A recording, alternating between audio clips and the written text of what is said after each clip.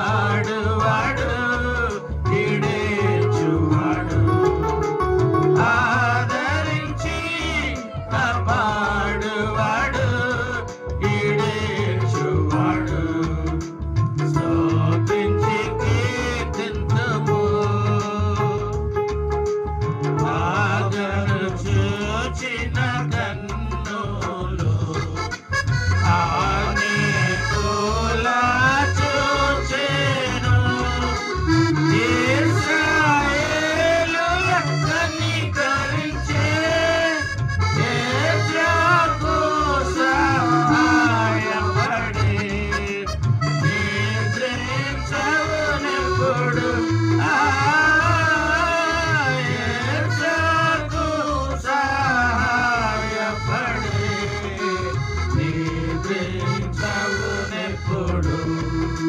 స్తోత్రించి కీర్తింతుము ఘనపరచెదము కొనియాడెదము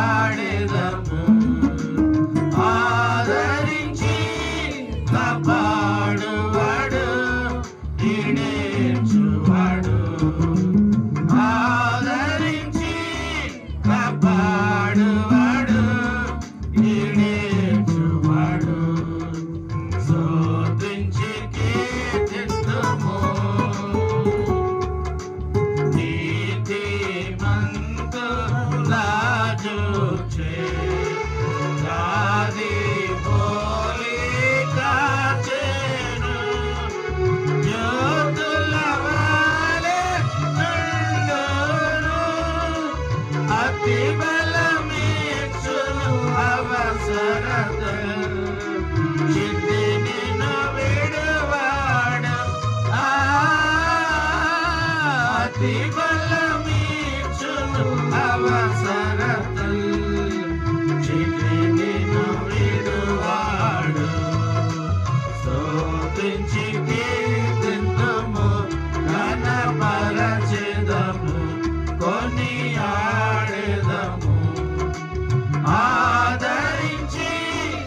కాపాడువాడు ఈడేర్చువాడు ఆదరించి కాపాడువాడు ఈడేర్చువాడు స్తుతించి కీర్తింతుము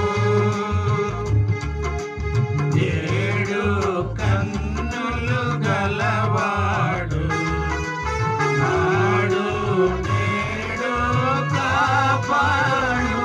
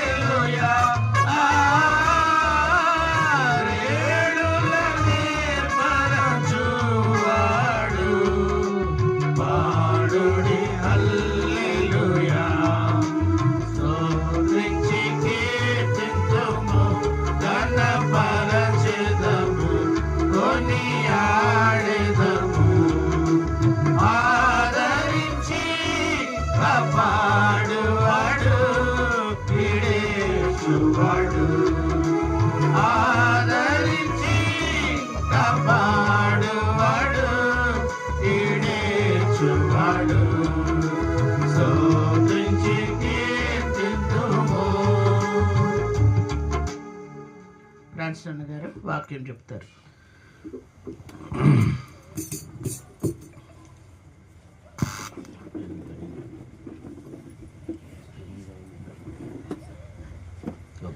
అన్న 8 అయింది టైం.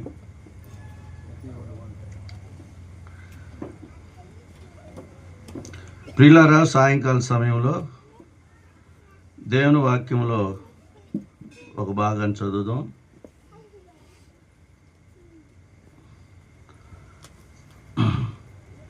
మొదటి తిమోతి రాసిన పత్రిక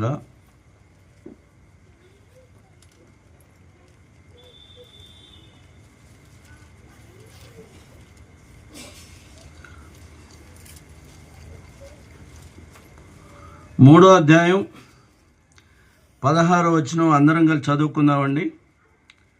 అపోస్తులైన పౌలు తిమోతికి రాసిన మొదటి పత్రిక 3వ అధ్యాయం 16వ వచనాన్ని అందరం కలిసి చదువుకుందాం. నిరాక్షేపముగా దైవభక్తిని గూర్చిన మర్మము గొప్పదై ఉన్నది. ఆయన సశరీరుడుగా ప్రత్యక్షుడయ్యను, ఆత్మ విషయమున నీతిపరుడని తీర్పు పొందెను, దేవదూతలకు కనబడెను, రక్షకుడని జనములలో ప్రకటింపబడెను, లోకమందు నమ్మబడెను, ఆరోహణుడై తేజోమనుడయ్యను. ప్రార్థన చేసుకుందాం. మహాపరిశుద్ధుడా, ప్రేంగల పరలోకపు తండ్రి, సర్వశక్తిమంతుడా, సర్వాధికారమైన గొప్ప దేవ, ఈ సాయంకాల సమయంలో లూది అక్క వాళ్ళ గృహములో ఈ రీతిగా మీ బిడ్డలముగా కూడుకొని ప్రభా మీ నామాన్ని ప్రకటించడానికి మాకిచ్చిన శ్రేష్టమైన సమయాన్ని బట్టి యేసుక్రీస్తు వారి నామంలో మీ పాదాలకు వందనాలు, స్తోత్రాలు. ఇప్పుడు వరకు తండ్రి మిమ్మల్ని కీర్తించి కొనియాడి ఘనపరచడానికి మాకు ఇచ్చిన శ్రేష్టమైన సమయాన్ని బట్టి స్తుతిస్తున్నాం. ఇప్పటికి వచ్చిన వారందరిని బట్టి వందనాలు. ఇంకా మార్గ మధ్యలో ఉన్న వారిని త్వరపెట్టి నడిపించండి. ఎక్కడ 2-3 నా నామంలో కూడుకుంటారో వారి మధ్య ఉంటానని సెలవిచ్చిన దేవుడు గనుక మీ సన్నిధి మాతో ఉంచండి. కనపడినటువంటి చీకటి శక్తులను యేసుక్రీస్తు వారి నామంలో బంధిస్తుండగా మీ సన్నిధి మాతో ఉంచండి. మీ రక్త ప్రోక్షణను ఈ స్థలమంతటమైన నాపైన మాపైన ఉంచండి. ప్రభా, చదవబడిన లేఖన భాగాల ద్వారా దగ్గర నుండి దూరం నుండి ఈ మైక్ ద్వారా ఎవరైతే వింటున్నారో వారితో మాట్లాడండి. ఎన్నిక లేనివాడును అయోగ్యుడను మరొకసారి మీ రక్తంతో కడగండి, పవిత్రపరచండి. ఇర్మియా 1:9, లూకా 12:12, యోహాను సువార్త 3:34 నెరవేర్చండి. యేసుక్రీస్తు వారి నామంలో స్తుతించి ప్రార్థిస్తున్నాం తండ్రి, ఆమేన్. ప్రియులారా, మనం చదవబడినటువంటి ఈ భాగము మరి అపోస్తలుడైన పౌలు మరి తిమోతితో ఇక్కడ వ్రాయబడినటువంటి సందర్భం. కాబట్టి ఇందులో మనం చదవబడినటువంటి ఈ యొక్క పరిశుద్ధ గ్రంథములో మరి ఇందులో 2 అనగా పాత నిబంధన, క్రొత్త నిబంధన అనేటువంటి 2 ఉన్నాయి. ఈ 2 కలిపి 66 పుస్తకాలు. ఈ 66 పుస్తకాల్లో దేవుని యొక్క మర్మముల గురించి అనేక విషయాలు రాసి ఉన్నాయి. దేవుని యొక్క మర్మాలు అనగా అంటే కొన్ని మర్మాలు కాకుండా మళ్ళా గొప్ప మర్మాలని ఉన్నాయి. కాబట్టి ఆ యొక్క దేవుని యొక్క మర్మాలు ఎవరికి తెలియజేస్తాడు దేవుడు? దేవుని యొక్క మర్మము అంటే రహస్యం అని కూడా అనొచ్చు. ఒక్కోసారి మనం కూడా మాట్లాడేటప్పుడు అంటాం ఇది గొప్ప మర్మం అంటాం కదా. ఆ మర్మాలు ఎవరికి తెలియజేస్తాడు దేవుడు? దేవుని వాక్యంలో చూసినట్లయితే కీర్తనల గ్రంథం 25వ అధ్యాయం 14వ వచనం. కీర్తనల గ్రంథం 25వ అధ్యాయం 14వ వచనం.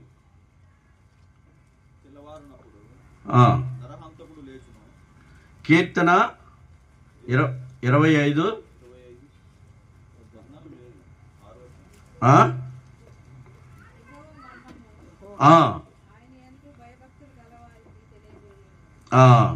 యెహోవా మర్మము ఆయన యందు భయభక్తులు గలవారికి తెలిసి ఉన్నది. ఆయన యొక్క మర్మం ఎవరికి తెలియజేస్తాడంటే ఆయన యందు భయభక్తులు గలవారికి. అనగా ఈనాడు ఇప్పుడు ఈ దినాల్లో కూడా మనకు కూడా తెలుసుకునేటువంటి గొప్ప భాగ్యాన్ని దేవుడిచ్చాడు. అందుకే యేసు ప్రభువారు ఈ లోకంలో ఉన్నప్పుడు తన శిష్యులతో ఒక మాట చెప్పాడు. మత్తయి సువార్త 13వ అధ్యాయము 11వ వచనం. మత్తయి సువార్త 13వ అధ్యాయం 11వ వచనం.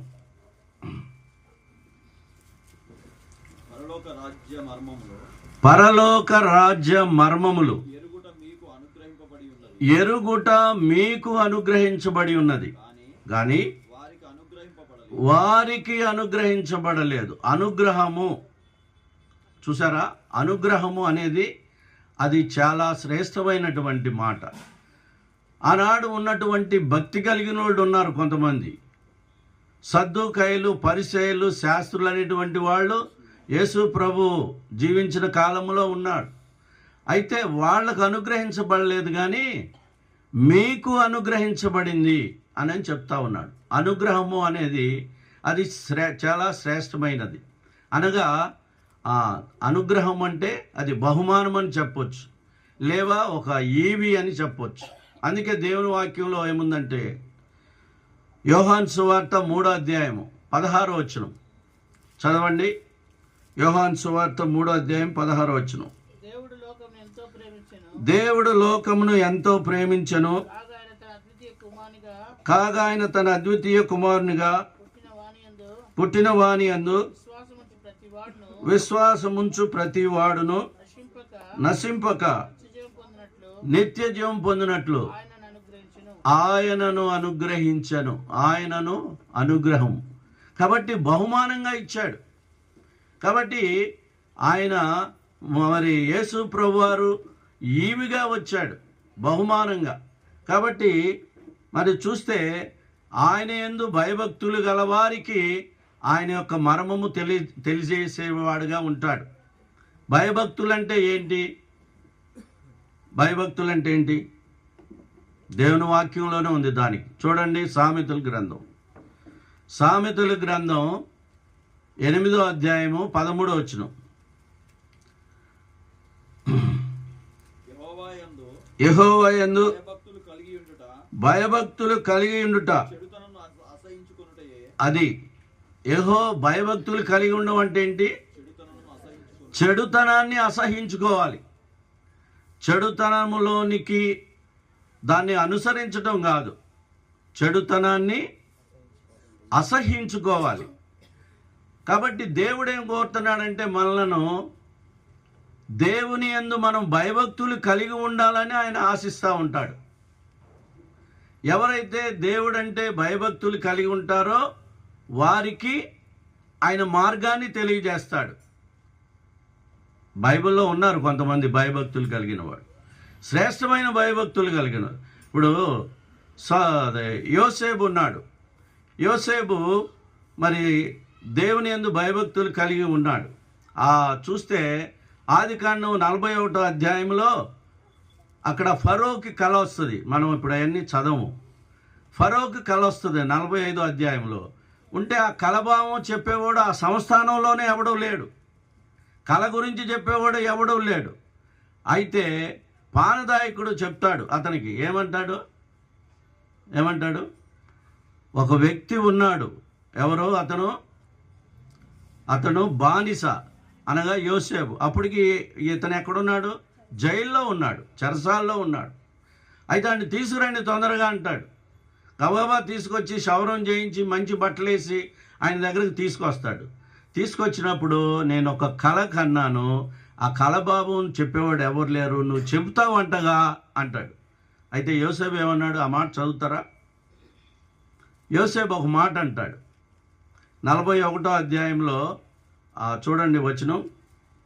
యోసేపు చెప్పేటువంటి జవాబు, నువ్వు చెప్తావంటగా కళల భావం అంటే యోసేపు ఏమంటాడు?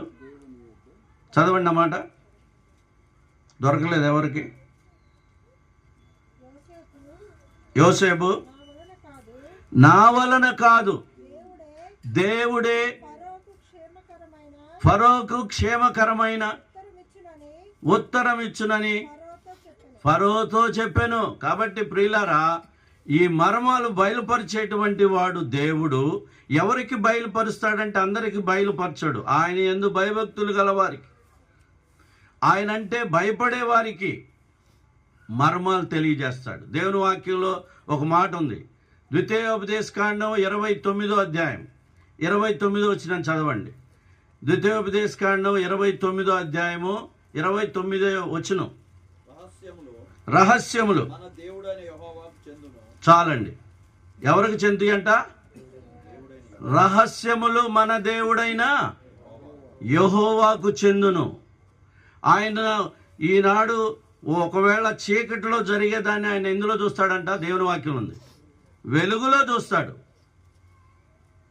కాబట్టి ప్రియులారా, ఇక్కడ ఆయన మర్మము ఆయన యందు భయభక్తులు గల వారికి చెప్పేవాడుగా, తెలియజేసేవాడుగా ఉంటాడు. కాబట్టి ఇది మరి మనం చదవబడిన భాగములో ఇది గొప్ప మర్మము. ఏంటి ఆ మర్మము? ఏంటి ఆ మర్మము అంటే, దేవాది దేవుడు, సృష్టికర్త అయినటువంటి దేవుడు మానవుడుగా ఈ లోకానికి రావటం గొప్ప మర్మము. కాబట్టి ఆ యొక్క దేవాది దేవుడు మరి ఈ లోకాన్ని ప్రేమించాడు. లోకాన్ని ప్రేమించి తనకు ఒక్కగానొక్కడైనటువంటి కుమారుణ్ణి ఈ లోకానికి ఈవిగా ఇచ్చేశాడు. ఎక్కడున్నాడు ఆ కుమారుడు?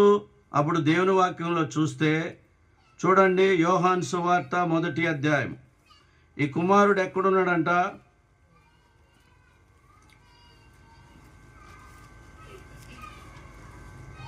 చూడండి, 1వ అధ్యాయము తండ్రి రొమ్మున అనేది ఉంటుంది చూడండి.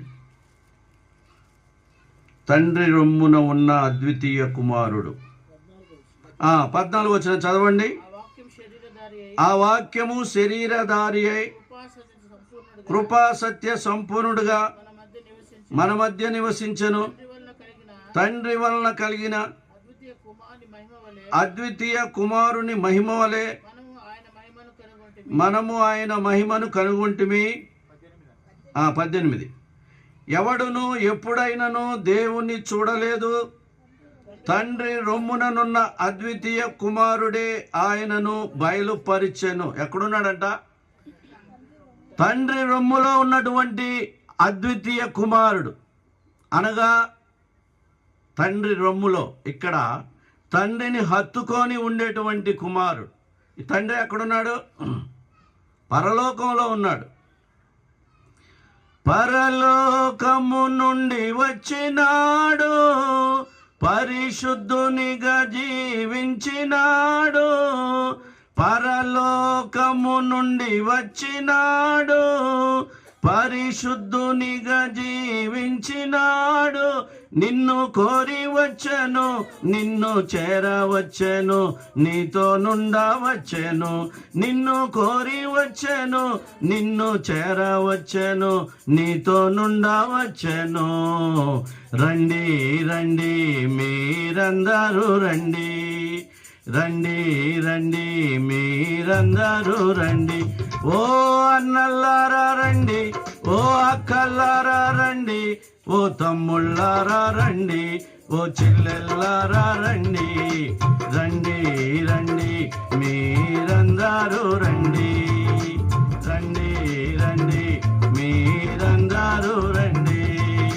యేసుని యొద్దకు త్వరగా రండి, యేసుని యొద్దకు త్వరగా రండి. కాబట్టి ప్రియులరా, తండ్రి రొమ్ములో ఉన్నటువంటి తనకు ఒకగానొక ప్రియ కుమారుణ్ణి ఈ లోకానికి అనగా నీ కొరకే ఇచ్చేశాడు. వింటున్న నీ కొరకే ఇచ్చాడు. ఆయన ఇవ్వకపోతే మరి ఎలా ఉండేదో కానీ, ఇంకా మరి 3వ అధ్యాయం 16వ వచనంలో చూస్తే, దేవుడు లోకమును ఎంతో ప్రేమించెను, కాగా ఆయన తన అద్వితీయ కుమారునిగా పుట్టిన వాని యందు విశ్వాసముంచు ప్రతి వాడును నశింపక నిత్యజీవం పొందినట్లు ఆయనను అనగా ప్రభు అయిన యేసు క్రీస్తు వారిని నీ కొరకు అనుగ్రహించినాడు, బహుమానంగా ఇచ్చాడు. మనకున్నటువంటి పిల్లల్ని దేవుడు దేనికన్నా ఇవ్వాలంటే మనము ఇవ్వలేం. ఒక 4 పిల్లలు ఉన్నారనుకోండి ఇంట్లో, ఇవ్వగలమా? దేవుడు అడిగితే ఇవ్వగలమా? అయితే ఆ దేవాది దేవుడు నీ కొరకు ఆయన రొమ్ములో ఉన్నటువంటి కుమారుణ్ణి తీసి ఇచ్చేశాడు. ఎందుకు ఇచ్చాడు చెప్పండి. ఎవరైనా ఒక ఆన్సర్, దానికి ఆన్సర్ చెప్పండి. ఎందుకు ఇచ్చాడు చెప్పాలి, ఆలస్యం చేయకుండా తొందరగా చెప్పాలి ఎవరైనా. ఎస్, ఆయన కుమారుడు కంటే కూడా నిన్నెక్కువగా ప్రేమించాడు. అది నిన్ను ఎక్కువగా ప్రేమించాడు, లోకాన్ని ఎక్కువగా ప్రేమించాడు. లోకం అంటే ఏంటి? లోకం అంటే చెట్లు గుట్లు కాదు. ఒక కవి చెప్పాడు, లోకం అంటే మనుషులు అని చెప్పాడు. లోకం అంటే మనుషులు, లోకంలో ఉన్న మనుషులను ప్రేమించాడు. ప్రియమైన వారులారా, నిన్ను ప్రేమించాడు. నీ కొరకే ఆ యొక్క కుమారుణ్ణి, రొమ్ములో ఉన్న కుమారుణ్ణి, అనగా పరలోకములో ఆయనతో సంతోషములో ఉండేటువంటి కుమారుణ్ణి తీసి ఈ లోకంలోనికి పంపించాడు. ఆ ప్రియకుమారుడు మరి ఈ లోకానికి వచ్చి తండ్రి చెప్పినటువంటిది అక్షరాలా నెరవేరుస్తూ వచ్చినాడు. కాబట్టి ప్రియులారా, ఆయన సశరీరుడుగా ఈ లోకానికి వచ్చినాడు. అది మర్మము ప్రియులారా. లోకమందు నమ్మబడ్డాడు, దేవదూతలకు కనబడ్డాడు, తర్వాత ఆరోహణుడయ్యాడు. చూడండి, ఆ యొక్క దేవాది దేవుడు మరి ఆయన గురించి దేవుని వాక్యములో ఇంకా ఏమి రాయబడిందంటే చూడండి, రోమీయులకు రాసిన పత్రిక 9వ అధ్యాయము 5వ వచనం. రోమీయులకు రాసిన పత్రిక 9వ అధ్యాయం 5వ వచనం.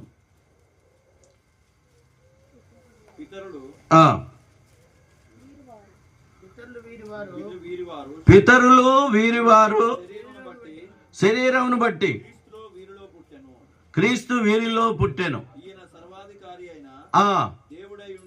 ఈయన ఎవరంట? సర్వాధికారి అయిన దేవుడు, నిరంతరము స్తోత్రార్హుడై ఉన్నాడు. ఈయన ఎవరు? సర్వాధికారి అయినటువంటి దేవుడు.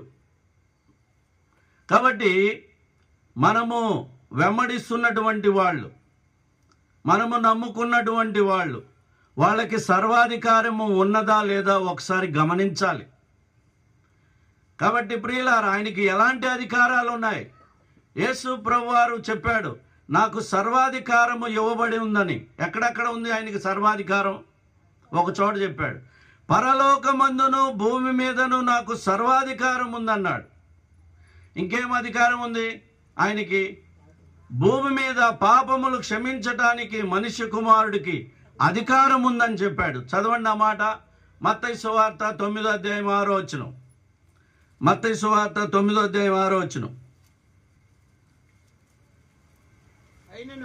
అయినను పాపములు క్షమించుటకు భూమి మీద మనుష్య కుమారునికి అధికారము కలదని మీరు తెలుసుకొనవలనని చెప్పి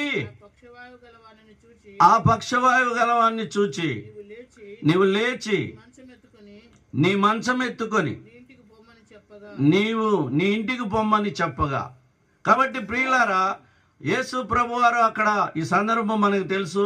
ఒక ఇంట్లో ఉన్నాడు, ఆ ఇంట్లో ఉన్నాడని పక్షవాయువు కలిగినటువంటి వ్యక్తిని తీసుకొని వస్తే అక్కడ చుట్టూ యేసు ప్రభు దగ్గర జనముంటే అక్కడికి వెళ్ళలేక వాళ్ళు ఇంటి కప్పు తీసి పైనుంచే కిందకు దించారు.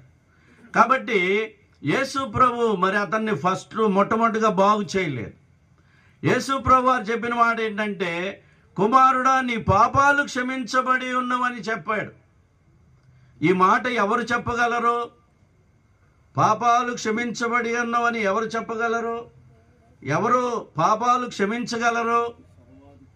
ఎవరు క్షమించగలరండి? పాపము లేనివాడు, పాపాలు తీసివేయగలవాడు. పాపము లేనివాడు పాపాలు క్షమించగలడు. పాపము చేయనివాడు పాపాలు క్షమించగలడు. కాబట్టి యేసు ప్రభువారి జన్మలో పాపము లేదు, ఆయన జీవితంలో పాపము లేదు, ఆయన క్రియల్లో, ఆలోచనలో, తలంపుల్లో, ఊహల్లో ఎక్కడ పాపము లేదు. ఆయన పవిత్రుడు. అందుకొరకే మరి ఆయన గురించి రాయబడింది, ఆయన పరిశుద్ధాత్మ శక్తి చేత ఆ మరియ గర్భంలో పుడతాడని దేవదూత వచ్చి చెప్పింది. కనుక ప్రియులారా, పాపాలు క్షమించేటువంటి అధికారము కలిగిన వాడు. నువ్వు వెంబడిస్తున్నటువంటి వాళ్ళు నీ పాపాలు తీసివేయగలిగినటువంటి అధికారం ఉన్న వాళ్ళేనా? నీ పాపాలు పోతాయా? సహోదరి సహోదరుడు, ఒకసారి ఆలోచించుకో. మానవుడు పాపాలు తీసివేసుకుంటానికి ఎంతో ధనాన్ని ఖర్చు చేస్తూ ఉన్నాడు, ఎన్నో ప్రదేశాలకు తిరుగుతూ ఉన్నాడు, జపతపాలు చేస్తూ ఉన్నాడు. అయితే యేసు ప్రభువారు ఏం చెప్పాడంటే, పాపాలు క్షమించటానికి మనుష్య కుమారుడికి ఒక్కడికే అధికారం ఉన్నదని చెప్పాడు. ఇప్పుడు ఈ లోకంలో మన దగ్గర కొంత ద్రవ్యం ఉంటుంది, డబ్బులు ఉంటాయి. ఆ డబ్బుల మీద ఏది ముద్ర ఉండాలా? రిజర్వ్ బ్యాంకు ముద్ర ఉంటేనే అది చెల్లుతుంది. మన దగ్గర కొన్ని కాగితాలు నాణ్యాలు ఉన్నాయి కదా, రిజర్వ్ బ్యాంకు స్టాంప్ ఉండాలి దాని మీద. రిజర్వ్ బ్యాంకు అధికారము పొందింది, అది లేకపోతే ఆ రూపాయి చెల్లదు, దానికి వాల్యూ ఉండదు, విలువ ఉండదు. అదే రీతిగా ప్రియులారా, యేసు ప్రభువారికి ఇంకో చోట రాయబడి ఉంది, ఆయనకు ముద్ర వేయబడిందంట. చదువుతారా ఆ మాట ఎవరైనా దొరికితే? యోహాను సువార్తలో 8వ అధ్యాయంలోనే ఎక్కడో రాయబడి ఉంటుంది, ఆయనకు ముద్ర వేయబడిందంట.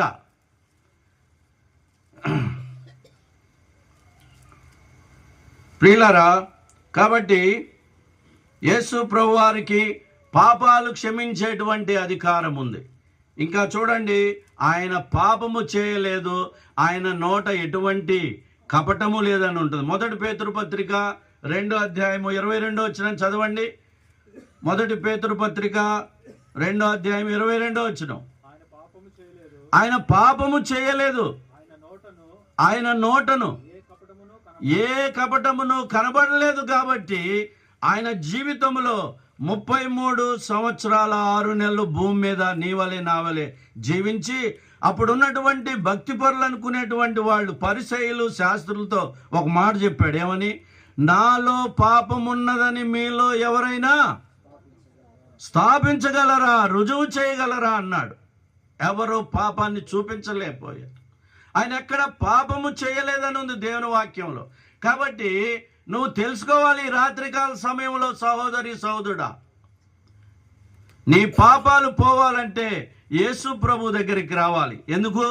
ఆయనే చెప్పాడు, నేనే మార్గము, నేనే సత్యము, నేనే జీవము, నా ద్వారానే తప్ప ఎవరైనా నేను పరలోక రాజ్యములోనికి అనగా ముక్తిలోనికి, ఆ స్వర్గములోనికి ప్రవేశిస్తారని యేసు ప్రభు వారు చెప్పినాడు.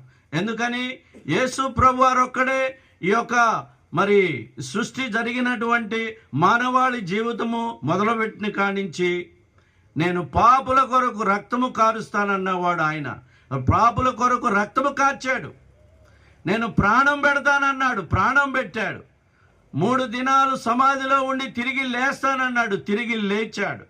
ప్రియులారా, అదే రీతిగా మనకంటే ముందు అనేకులు గొప్ప గొప్ప వాళ్ళు, మహానుభావులు, అనేకులు జ్ఞానవంతులు చనిపోయారు. మనకి తెలుసు గొప్ప గొప్ప నాయకులు, జవహర్లాల్ నెహ్రూ, ఇందిరాగాంధీ, రాజీవ్ గాంధీ, గాంధీ గారు, భారతదేశ స్వాతంత్రం కొరకు చనిపోయిన గాంధీ గారు, వీళ్ళందరూ చనిపోయారు. వీళ్ళందరూ సమాధులు అట్లానే ఉన్నాయి. అయితే ప్రియులారా, ఒక్క వ్యక్తిది ఖాళీ సమాధి ఉన్నది. అదే ప్రభు అయిన యేసు క్రీస్తు వారు. ఆయన సమాధి ఖాళీగా ఉన్నది. ఆయనకు ఇంకోటి పాపాలు క్షమించడానికి అధికారం ఉన్నది. ఇంకో అధికారం ఏముంది? యోహాను సువార్త 10వ అధ్యాయము, యోహాను సువార్త 10వ అధ్యాయము 18వ వచనం చదవండి. ఆయనకి ఇంకా ఎలాంటి అధికారం ఉందో చూడండి. ఎవడును నా ప్రాణమును తీసుకొనడు, నా అంతటా నేనే పెట్టుచున్నాను, దానిని పెట్టుటకు నాకు అధికారము కలదు, దానిని తిరిగి తీసుకుంటానికి నాకు అధికారం ఉన్నది. ఏం తీసుకుంటానికి? ప్రాణాన్ని తీసుకుంటానికి. ఎవరైనా ఉన్నారా భూమి మీద? చూడండి, మనము కొంతమందిని మన వాళ్ళు లేదా మన బంధువులు, మన సొంత వాళ్ళు సీరియస్ కండిషన్లో ఉన్నప్పుడు హాస్పిటల్కి తీసుకెళ్తాం. హాస్పిటల్కి తీసుకెళ్తే డాక్టర్ ఏమంటాడు? మా శాయశక్తులా ప్రయత్నించామండి. ఇక తర్వాత ఏమంటాడు?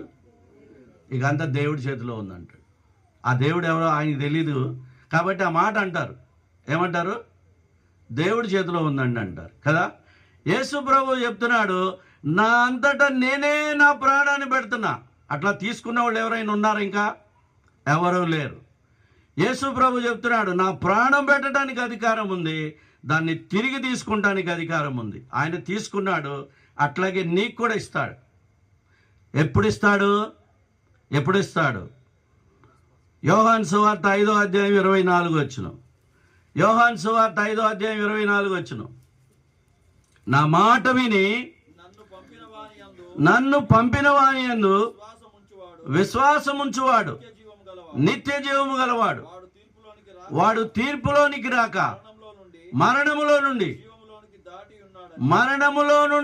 జీవములోనికి దాటి ఉన్నాడని మీతో నిశ్చయముగా చెప్పుచున్నాను. తిరుగులేదు ఈ మాటకి. నిశ్చయముగా చెప్తున్నాను. యేసు ప్రభు చెప్పాడు, నిశ్చయముగా చెప్తున్నాను.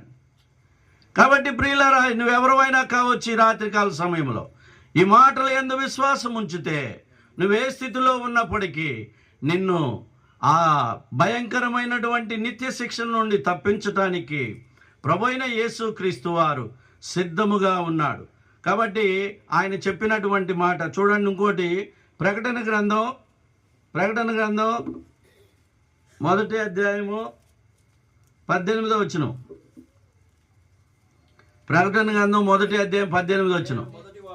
నేను మొదటి వాడను, కడపటి వాడను, జీవించువాడను, మృతుడనైతిని గాని ఇదిగో యుగయుగములు సజీవుడై ఉన్నాను, మరియు మరణము యొక్కయు పాతాళ లోకము యొక్కయు తాళపు చెవులు నా స్వాధీనములో ఉన్నవని చెప్తున్నాడు. మరణము యొక్కయు పాతాళ లోకము యొక్కయు తాళపు చెవులు నా స్వాధీనములో ఉన్నాయి అన్నాడు.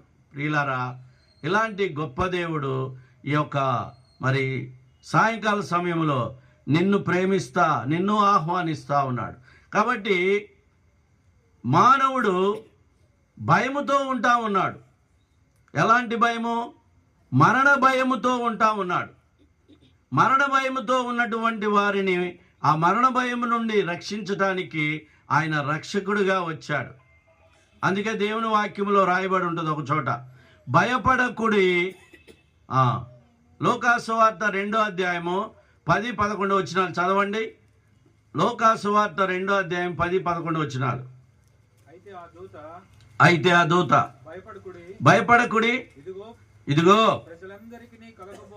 ప్రజలందరికీ కలుగబోవు మహా సంతోషకరమైన సువర్తమానము నేను మీకు తెలియజేస్తున్నాను. దావీదు పట్టణమందు నేడు రక్షకుడు మీ కొరకు పుట్టి ఉన్నాడు. ఈయన ప్రభు అయిన క్రీస్తు రక్షకుడు. ఇంకో చోట మరి ఇమ్మానుయేలు అనగా దేవుడు మనకు తోడుగా ఉండేటువంటి వాడు. ప్రియులారా, యేసు ప్రభు మరి ఇమ్మానుయేలు ఇంకో పేరు ఆయనకి. ఆయన మనకి తోడుగా ఉండేటువంటి వాడు. ఒక్కోసారి మనతో మన నీడ ఉండదు అంటారు చూడండి. నీడ వలె నీతో ఉంటాను, కానీ ఒక్కోసారి నీడ కూడా మనతో ఉండదు. అయితే యేసు ప్రభు నీతో ఉంటాడు. యేసు ప్రభు నీతో ఉంటాడు. కాబట్టి ఇక్కడ మనం చూసినట్లయితే ఆయనకున్నటువంటి అధికారము పాపాన్ని క్షమించేటువంటి అధికారము, రెండోది మరణము నుండి తప్పించేటువంటి అధికారము, మూడోది ఉందో చూడండి. మత్తయి సువార్త 28వ అధ్యాయం. మత్తయి సువార్త 28వ అధ్యాయము 18వ వచనం. అయితే యేసు వారి యొద్దకు వచ్చి పరలోకమందును భూమి మీదను సర్వాధికారం ఇయ్యబడి ఉన్నది. కాబట్టి చాలండి. పరలోకమందును భూమి మీదను సర్వాధికారము నాకు ఇవ్వబడి ఉన్నదని యేసు ప్రభువారు చెప్పినాడు. నీది ఏ పరిస్థితి అయినా, ఎలాంటి సమస్య అయినా, ఎలాంటి స్థితిలో నువ్వు ఉన్నా ఆయన దగ్గరకు వస్తే దాన్ని ఆయన పరిష్కరిస్తాడు. ఆయన దగ్గరకు వచ్చారు, అనేక మంది వచ్చారు. అనేక మంది ఆయన లోకములో ఉన్నప్పుడు వచ్చి వాళ్ళు అందరూ కూడా వారి సమస్యను పరిష్కరించుకొని సంతోషముతో వెళ్ళారు, సమాధానముతో వెళ్ళారు. కాబట్టి ప్రియులారా, ఆయనకు మరి పరలోకమందు భూమి మీద సర్వాధికారం ఉంది. ఆయన పాపాలు క్షమించటానికి అధికారం ఉంది, మరణము నుండి తప్పించటానికి అధికారం ఉంది. తర్వాత భూమి మీద పరలోకములో కూడా ప్రతి దాని మీద అధికారం ఉంది, సర్వాధికారం ఉన్నది. ఆయన గురించి మరి ఇంకా దేవుని వాక్యంలో చూడండి, మార్కు సువార్త ఆయన సర్వాధికారము అన్నది ఆయన ఎట్లా రుజువు చేసినాడో చూడండి. మార్కు సువార్త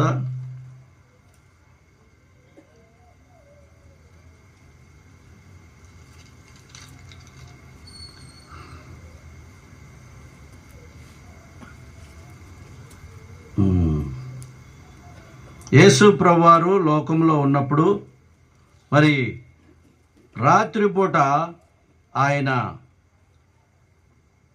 పడవ మీద మరి సముద్రం మీద నడుస్తూ వస్తున్నాడు కదా.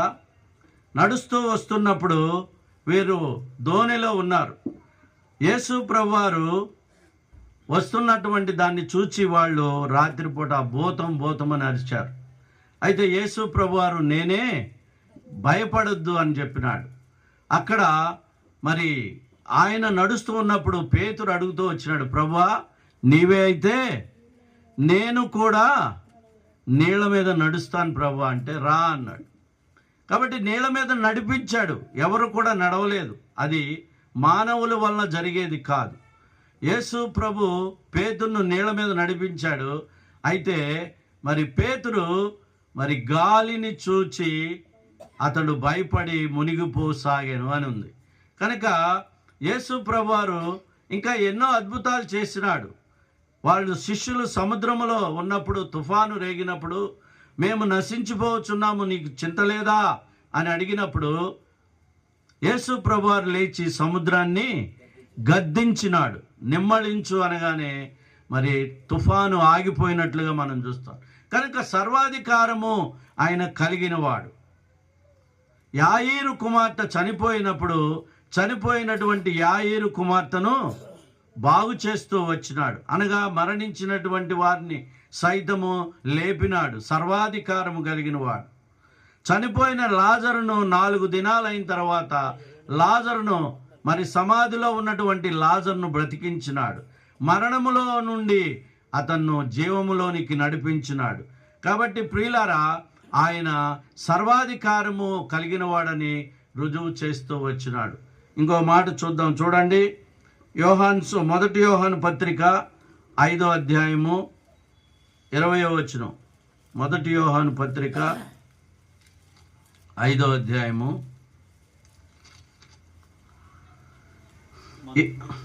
మనము సత్యవంతుడైన వానిని ఎరగవల్లని దేవుని కుమారుడు వచ్చి మనకు వివేకం అనుగ్రహించి ఉన్నాడని ఎరుగుదుము. మనము దేవుని కుమారుడైన యేసు క్రీస్తునందున్న వారమై సత్యవంతుని అందున్నాము. ఆయనే నిజమైన దేవుడును నిత్య జీవమునై ఉన్నాడు. ఆయనే నిజమైన దేవుడును నిత్య జీవమునై ఉన్నాడు. కాబట్టి ఈ సాయంకాల సమయంలో నువ్వు ఒకసారి పరీక్షించుకో. ప్రియమైన సహోదరి సహోదరుడా, నువ్వు ఒకసారి పరీక్షించుకో. నీ యొక్క ప్రయాసము, నీ యొక్క సమయము, నీ యొక్క ధనము ఏ రీతిగా వ్యయం చేసుకుంటున్నావో, నీ పాపాలు క్షమించబడతాయా లేదా? బైబిల్ గ్రంథము రాయబడింది, యేసు క్రీస్తు రక్తము ప్రతి పాపము నుండి కడిగి మనలను పవిత్రులుగా చేస్తూ ఉందని. కాబట్టి ఆ యొక్క నిష్కళంకమైన పరిశుద్ధమైనటువంటి యేసుక్రీస్తు రక్తము మానవుల యొక్క పాపాలను మరి శుద్ధీకరించేదిగా ఉంటుంది. కనుక నువ్వెవరైనా కానీ ఈ సాయంకాల సమయంలో ప్రభువైన యేసుక్రీస్తునందు విశ్వాసం ఉంచి నువ్వు దగ్గరలో దూరంలో ఇంట్లో ఉన్నప్పుడు కూడా అడుగు, యేసు ప్రభువా, నేను పాపిని, నన్ను రక్షించటానికి నీవు ఈ లోకానికి వచ్చినావని నేను నమ్ముతున్నాను. నా కొరకు సిలువలో ప్రాణం పెట్టినావని నమ్ముతున్నాను. ఆ సిలువలో కార్చిన పరిశుద్ధ రక్తంతో నన్ను కడుగు ప్రభువా, నన్ను నీ బిడ్డగా చేసుకో ప్రభు అని నువ్వు అడిగినట్లయితే తక్షణమే యేసుక్రీస్తు రక్తము నిన్ను శుద్ధి చేస్తూ ఉంది. దేవుని వాక్యములో ఉంది, యోహాను సువార్త 1:12 తన్ను ఎందరు అంగీకరించుదురో అనగా తన నామమునందు విశ్వాసం ఉంచు వాళ్ళందరూ కూడా దేవుని కుమారులుగా, దేవుని కుమార్తెలుగా చేయబడతారు. కాబట్టి ఇంత గొప్ప రక్షణను నిర్లక్ష్యము చేయొద్దు. బైబిల్లో, పరిశుద్ధ గ్రంథమైన బైబిల్లో రాయబడి ఉంది, నేడే అనుకూల సమయము, నేడే రక్షణ దినము. కాబట్టి రేపు నీది కాదు, మనది కాదండి. రేపు మనది కాదు. తెల్లారేసరికి మనం ఉంటామో లేదో తెలియదు. అందుకే ఆయన పిలుస్తా ఉన్నాడు, ప్రయాసపడి పాపభారమును మోయిచున్న సమస్త జనులారా నా దగ్గరకు రండి, నేను మీకు విశ్రాంతినిస్తాను. నా దగ్గరకు రండి, మీకు నెమ్మదినిస్తాను, శాంతిని, సమాధానాన్ని ఇస్తాను, పరలోక రాజ్యాన్ని ఇస్తాను అంటున్నాడు. అందుకే అందరినీ పిలుస్తూ ఉన్నాడు. ఈ యొక్క బండారుగుడి వాళ్ళనే కాదు, భూమి మీద ఉన్న సమస్తాన్ని పిలుస్తూ ఉన్నాడు. భూదిగంతముల నివాసులరా, క్రీస్తు యేసు పిలచెను త్వరగా రండి. భూదిగంతముల నివాసులరా, క్రీస్తు యేసు పిలచెను త్వరగా రండి. జిగటగల దొంగ ఊబి నుండి. కాబట్టి ప్రియులారా, ప్రభు అయిన యేసుక్రీస్తునందు విశ్వాసం ఉంచు. అప్పుడు నీవు, నీ ఇంటి వారు గొప్ప రక్షణ, ఆత్మరక్షణ పొందేదరు. దేవుడు తన వాక్యాన్ని దీవించి ఆశీర్వదించునుగాక.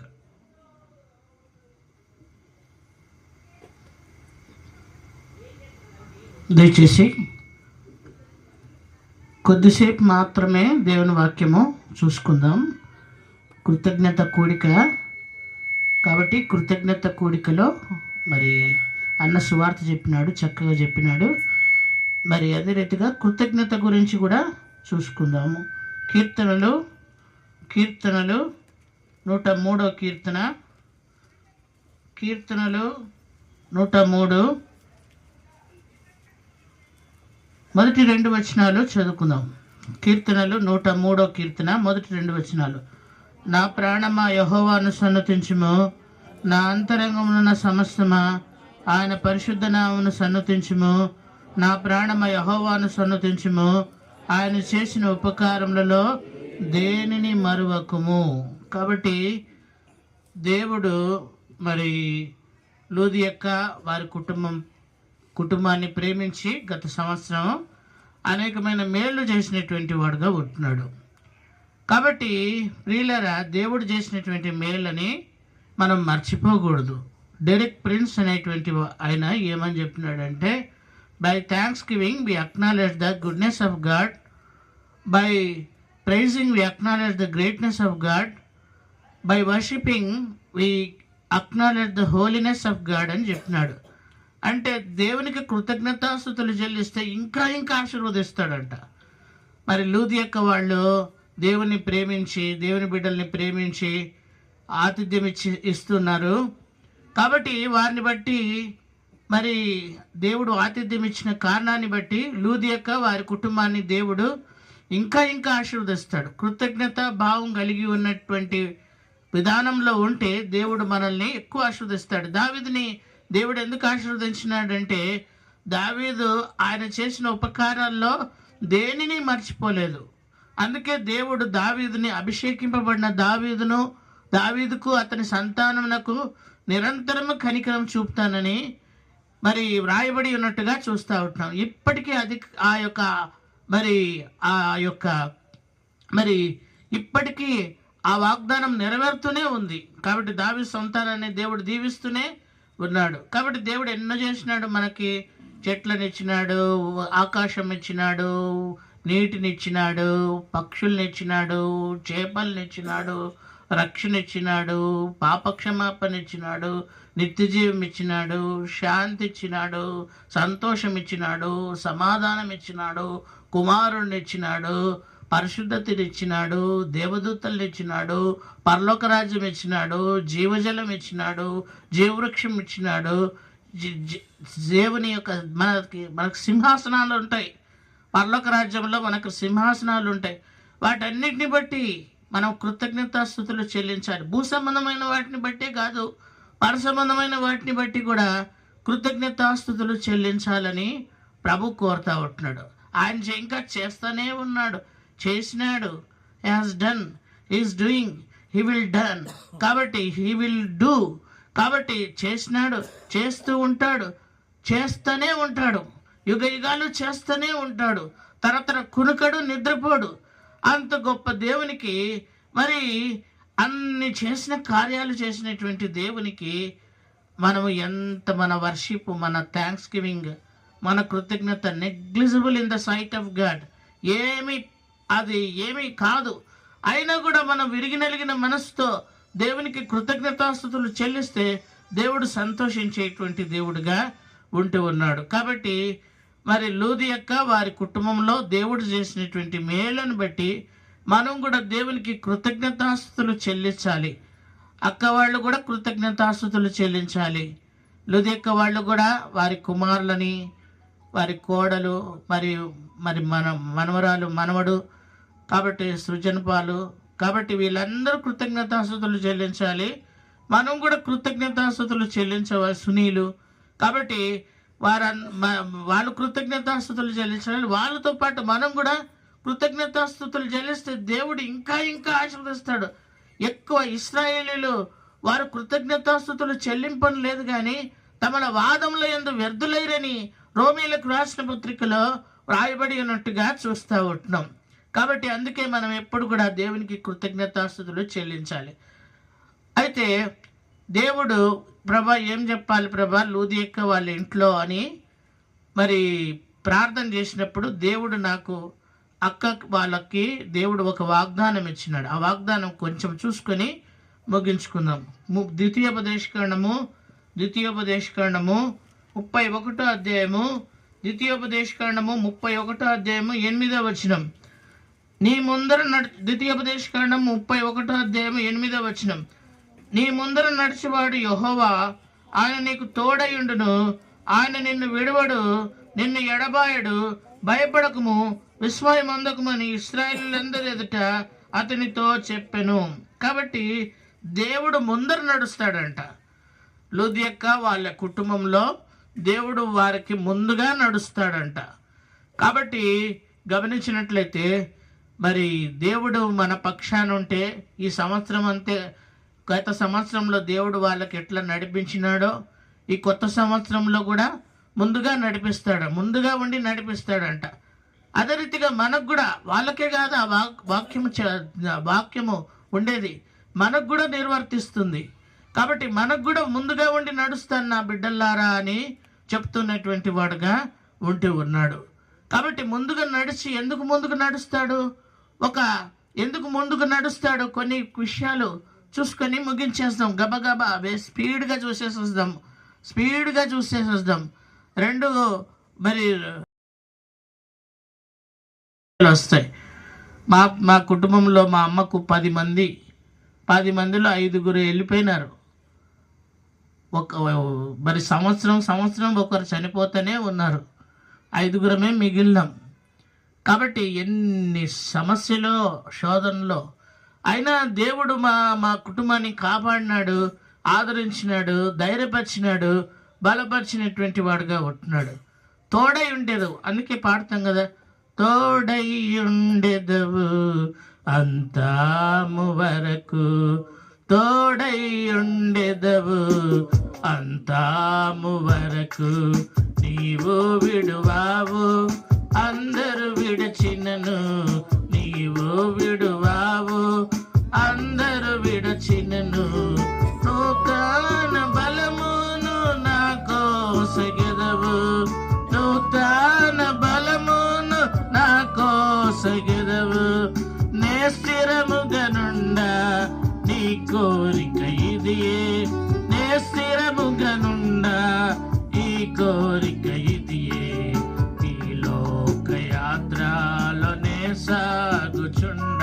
కాబట్టి తోడుగా ఉండేటువంటి దేవుడు, అంతవరకు తోడై ఉండేటువంటి దేవుడు. దేవుడు తోడుగా ఉంటే ఆశీర్వాదం వస్తుంది. ఆదికాండం 26:3